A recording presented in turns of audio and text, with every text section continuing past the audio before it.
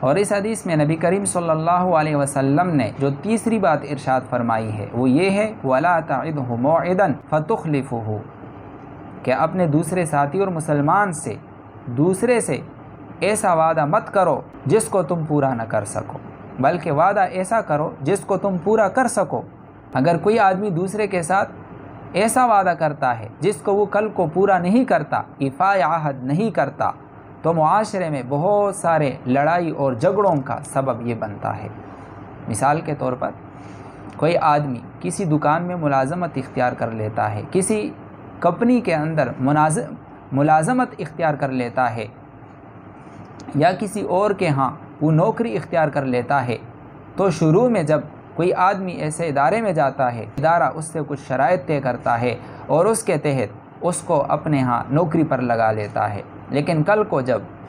جن شرائط پر معاہدہ ہوا ہوتا ہے، جب یہ ملازم اس کو پورا نہیں کرتا یا وہ کمپنی اور ادارے والے اس کو پورا نہیں کرتے، تو پھر آپس میں ناچاکیاں پیدا ہوتی ہے اور آپس میں پھر نفرتیں بڑھتی ہے اور یہ چیز آپس میں جھگڑوں کا سبب بن جاتا ہے۔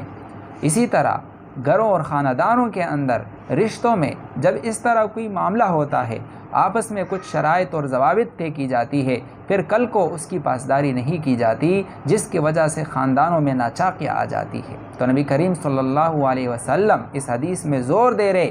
کہ بھائی جو عہد وعدہ کرو تو ایسا کرو کہ کل کو پورا کر سکو، ایسا وعدہ کرو ہی نہیں کہ کل کو پھر اس کو پورا نہ کر سکو، کہ اس سے پھر جھگڑے بنیں گے، اس سے پھر آپس میں نفرتیں بڑھیں گی۔ اور وعدہ خلافی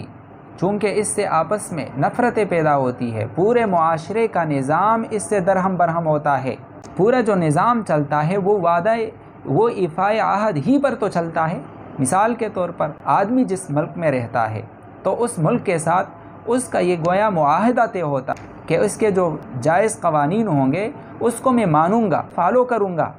جیسے کہ مثال کے طور پر ٹریفک کے قوانین ہو گئے، اسی طرح دیگر جتنے بھی انتظامی قوانین، اصول اور ضوابط کوئی بھی حکومت طے کرتی ہے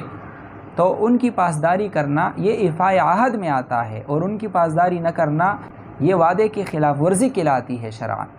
اور اسی سے پھر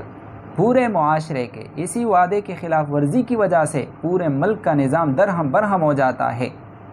اس وجہ سے تو شریعت نے وعدہ خلافی کو منافقت کی علامات میں سے قرار دیا ہے۔ نبی علیہ الصلاۃ والسلام نے فرمایا کہ آیت المنافق ثلاث، کہ منافق کی 3 علامات ہے۔ اذا حدث کذب، جب بات کرتا ہے جھوٹ بولتا ہے، واذا وعد اخلف،